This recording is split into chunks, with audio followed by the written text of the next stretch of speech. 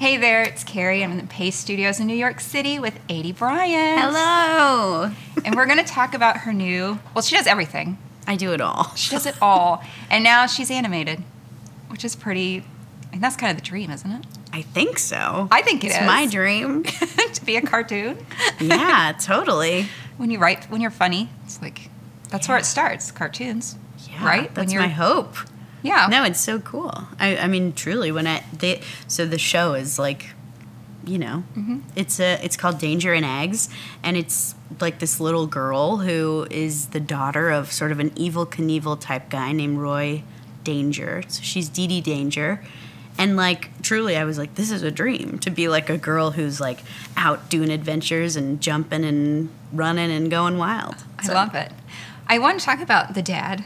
Yes. Okay, in a lot of cartoons, like very typical trope is to kill the parent.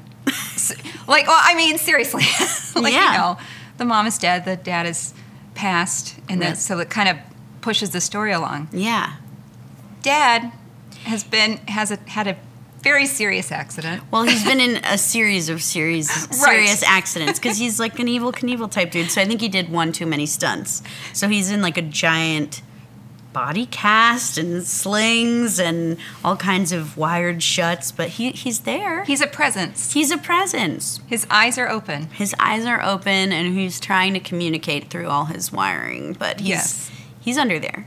Do you think he's going to ever wake up? Ooh. Well, I think he's awake. Well, be able to get out of his cast? I don't know. Maybe not. We'll see. I hope so. Yeah. I mean, it definitely makes it so she's able to do whatever she wants as a child, but she's in charge. One of the things I liked about the show was that the egg is such a delicate, an egg is a very delicate thing. That's right.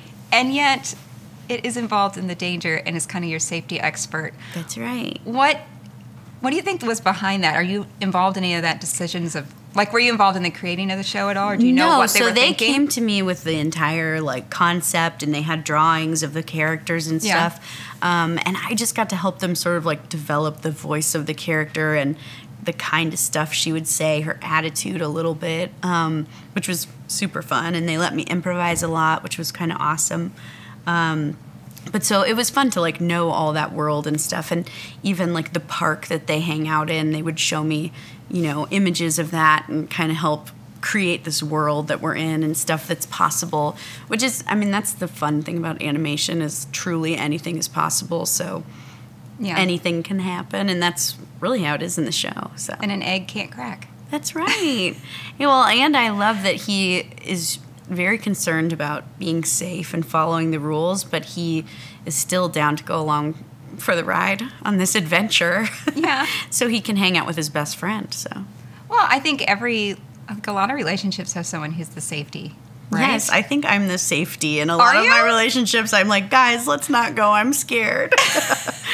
But that's why it's fun to play someone like DeeDee, who is truly the force behind all the action in the show. It's just a treat to kind of pretend to be that way. Who was a cartoon character that you really liked as a kid?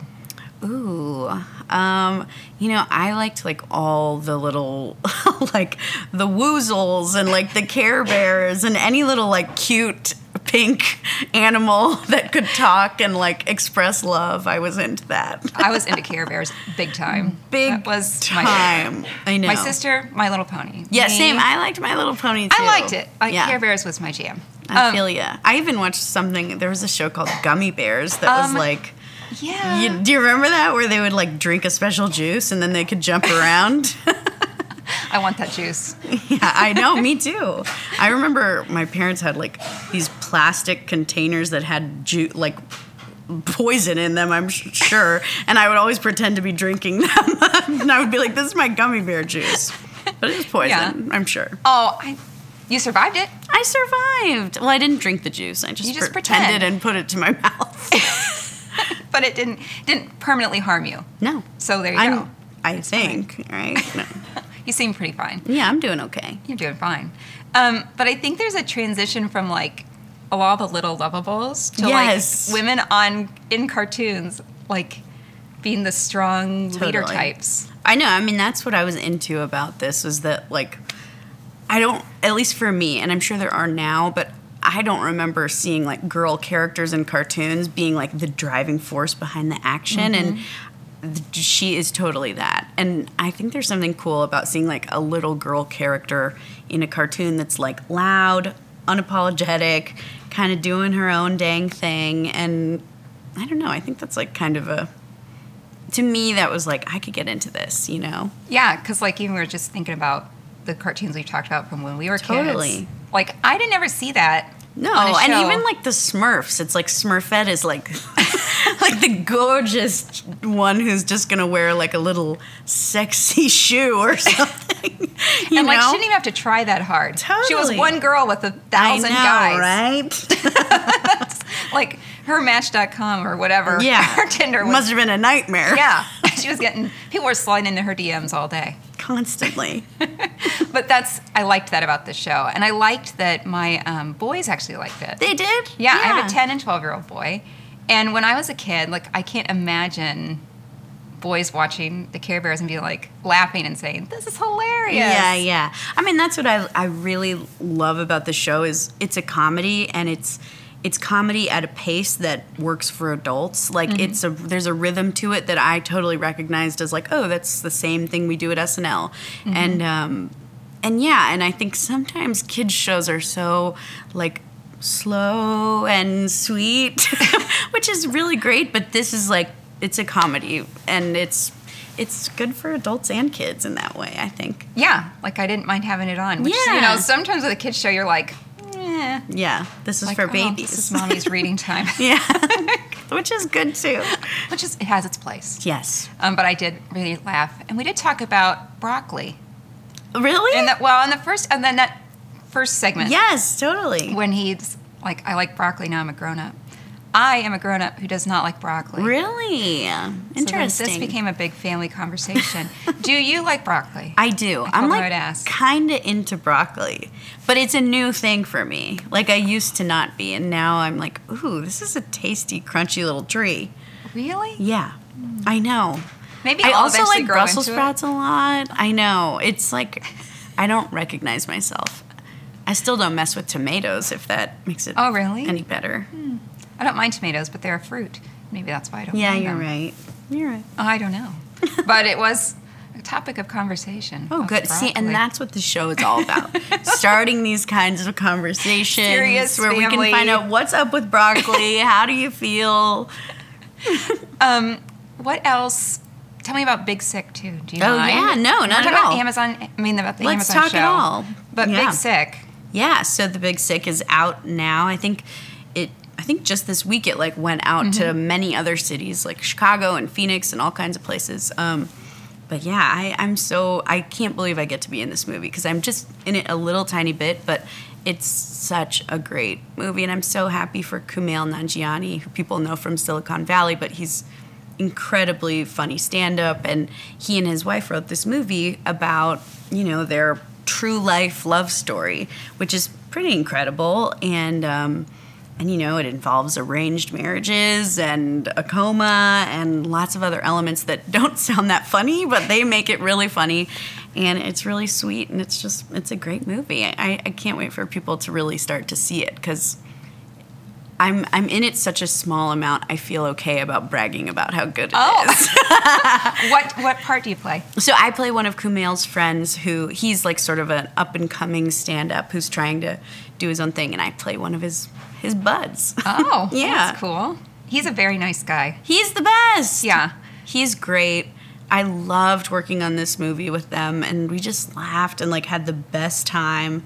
Michael Showalter directed it, who I'm like such a fan of, and so he was so fun. It just really, it's like all people that you trust with a movie in their hands, and they made a great thing. Yeah. So it's not. I've been reading a little bit about it. I haven't seen it yet. Yeah. It's limited. I would like to, but I was wondering, kind of, it doesn't read like a typical rom-com. Yeah. And is that true?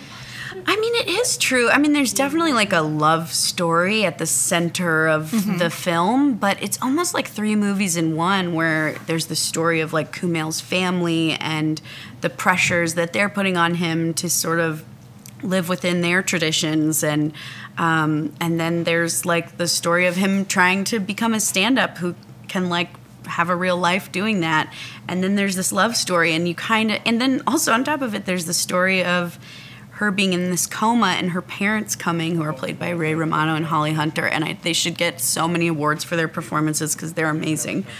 About them coming and meeting Kumail when Emily's not there, she's in this coma, and how do they deal with that? And it's so each of those stories alone could sort of stand on their own, and the way they weave together is really wonderful, and I just am so excited for people to start really seeing it, because every time I've seen it at screenings with audiences, people have such like emotional reactions to the story because I think it's really real, and it's so refreshing to see a movie where there's a Pakistani lead who is a hunk, and you get to hear his story and see what his family is like. It feels kind of rare and exciting and cool, you know, and hopefully it inspires other people to let other kinds of people write movies and make their own, you know, tell all different kinds of stories. So, yeah. Sorry, I get very excited talking about this movie because I'm just like so pumped on it. I'm just pumped. Well, you should be excited. Yeah, I'm great. excited about it because it just looked so interesting. It looked so genuine. Yeah, and it's truly a labor of love that they made to tell their own story. Camille and Emily, his wife, wrote it together, and so it's really special. I don't know. Would you feel comfortable telling a story like that? That's a real personal thing to share. Yeah, totally. And to get your parents involved in. Like, yes, yeah. I don't know. I think my parents would be like, they were involved in that, they'd be like, no. Well, I don't know. Well, not only to tell it, but then now I think to promote it. You know, they're being interviewed about these like most personal details of their life, but. I don't know, you know, I mean, I think I would. I definitely, like, draw from my life to write sketch comedy or things like that, you know. So I think I would, but I don't know. I don't have, like, off the top of my head, I'm like, I don't have a good, gorgeous, dramatic tale to tell. Not everybody does. That was lucky. I know, they're so lucky. Emily went into a so coma. Lucky about that coma. That was big time. Totally. Really paid off. Absolutely. Mm-hmm. In Hollywood, you gotta use it, baby. You do. Yeah. Whatever comes up. Yeah. When you're writing. Were your own parents real supportive of stand-up? Yeah, they were. I mean, I didn't really do stand-up. I did sketch. Improv and sketch in Chicago.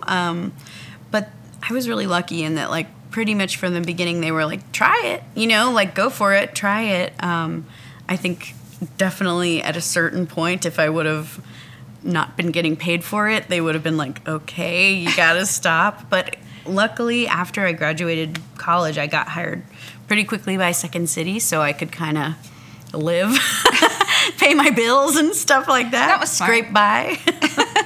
Yeah, which is awesome. Yeah, it was awesome. And then that's where I got hired to SNL. So I was very lucky in that, like, it came in a nice timing. Yeah, which is fortunate. I mean, I think a lot of people that doesn't really happen to. You know, it was a recognize dream. the talent right away. Oh, yes. That was cool. What kind of adventures, back to the cartoon, what kind of adventures would you like to see the character go on? Ooh, that's she a does good question. Very dangerous things. Yes, she's definitely wild. And she's going to survive because she's a cartoon. Mm-hmm. Even if she doesn't, they can bring her back. Oh, yeah. What could she do, you think? Oh, gosh. Good question. I mean, I love when they, like, you know, DeeDee and Philip, the egg, they go a lot into their, like, community and meet a lot of different people, and they often then get taken off onto different adventures. And so, I don't know. I think it would be fun if they, like, made their own parade or something, or, you know, something like that. Make a little community event for everybody in the town. Good. And then maybe all the people in the town could try their things. Yeah. And Philip could stop them. Come on. We're writing an episode right here, right now. For free. Yeah. Yeah, wait a minute. We're going to stop. Hey there, Chris Hardwick. Come on.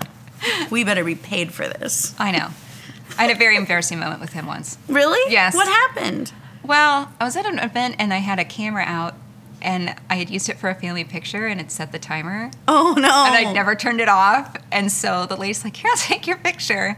And so she puts the button, and nothing happens but the light's flashing. I was like, oh, it's all right. He was cool. I bet he was cool with it. Was. He's cool. He's down for weird stuff. Yeah, he's great. Yeah, he's nice to work with, I assume. Right? Yeah, it's cool. You know, he, like, obviously he's a very busy man, so he wasn't involved day to day, but it's been super cool to, like, get to hang with him, and yeah, it's great. Yeah. It's a great thing. I think the show is cool and good. Well, of course, or you wouldn't do it. Yeah, and I mean, like, the creators of this show also worked on Yo Gabba Gabba, which, if people know, it was like, I loved that show, and I had no kids, and I was like in college, and I thought it was like so fun to watch. And I think this show has a lot of those same elements where it's like, it's fun for adults, and it's fast paced, and it's kind of out there. It's out there, and it's definitely like, it's silly, kooky, bright, colorful fun, which I think is... Which is fine. I don't think every show has to be super educational. No. Like, I kind of miss that. Like, a lot of the shows now are like, what did it teach you? And I would say the show teaches friendship and, like, you know, getting somebody's back. Totally. And living large. Yeah. But, like, I wouldn't say, like, at the end of the episode, I'm like, well, I really learned today to, but like, you know what? I not bite my friends. That's kind of what I like, is that it's not super teachy and preachy, but there's a lot of, like, subtle messaging. Like, there's an episode where the characters, this is later, so maybe you haven't seen this one, but there's an episode where the characters go to Pride, and they, like, hang out all day and have fun and meet all different kinds of people, and but they're not like, Pride is a day that is that. Like, you know, it's just like, it's real life, which is like, you go to different places and you meet all different kinds of people. And I don't know, I think that's like a very cool way to approach something rather than being super like teachy. It's the way that kids learn in real life, which is they go and experience things, and you see stuff and you're like, what's this? What's that? So yeah, but it didn't feel like, when I watched it, I didn't feel like that it was an overt message. It was like, the parents watching this will be like, oh, this is really good themes. Yeah. But the kids aren't going to be like, oh, I went to school. No, it's just nice, chill themes, I think. And themes are okay. Kids don't mind themes. Themes rock. Come on. Especially when it's just silly. Yeah, it's great. Life needs more silly. Right? Don't you think? Yes. Every day I'm like, I need a little more silly in this life. I don't want kids to grow up being super serious all the time. Well, I mean, our world is a stressful world, and there's already so much like internet and Twitter or whatever, and so it's like, I don't know, I think it's nice to do something just light and fun, you know? Escape, can we? Yeah. I feel like this is a little escape. We're in an oasis. This is comfy. This is, you know, music place, TV place. Yeah, we're cool. What else do you have going on when you're in New York? Like, what is the things you like to do here? I know you're from Chicago, but like... Yeah, well, I'm from Chicago, but I've lived in New York since I came on SNL. And, I mean, I work a lot, and SNL hours are kind of crazy. So now that I'm on summer hiatus, I mean, I'm doing a lot of, like, press and biz stuff. Because The Big Sick, we did, like, a stand-up tour to promote The Big Sick, which was really fun. And so, yeah, I'm hoping in July to, like, just relax a little bit, hang out, fun to your life, yeah. Take a vacation. I know, but you know what? I'm such a homebody. I don't even like to go on vacation that much. No, I just would rather, like, be in my own damn house, be with my dog. I know, I'm very boring and not cool. I feel like all the time I see, like, hot celebs in, like, Croatia on an island. Everyone's in Croatia. I know, Croatia's the hot spot. But I'm like, I don't want to go to the beach. I want to stay in my house. I don't want to have to carry a bunch of stuff. I'm very lazy. I'm amazed that I even made it here. Well, I'm not amazed. I mean, you came with people. That's good. Yeah, they so you're not a complete introvert. No, but I might be agoraphobic. So. Oh, you think? No. Maybe you love it that much? No, I think I just love my home, and so I never want to leave. But maybe when you're always in the public eye and always doing stuff, maybe it's nice to not have to deal. Yeah, maybe I just want to have a chill moment. Yeah. And that's what I'm having right here. And kind of working. But, right. This has been really fun, though. Work is fun to me, so. Which is good. Yeah. That's amazing. I love it. I love it too. Love that you came. Oh, thanks for having me. This is the coolest place. Yeah, and I'm glad that you came, and I hope everybody watches the cartoon. I do too. Awesome. Yeah, it's out on June 30th. Check it out. Yeah, totally. Danger and Eggs, Amazon Prime Video. Come on. It's awesome. You can binge them all. Yeah, binge them all. Put your kids in front of it, and then go see The Big Sick. Watch The Big Sick on another. Yeah, it's awesome. Use it as a babysitter. Yeah. Not really. Thank you so much. Thank you. What a treat. Yeah.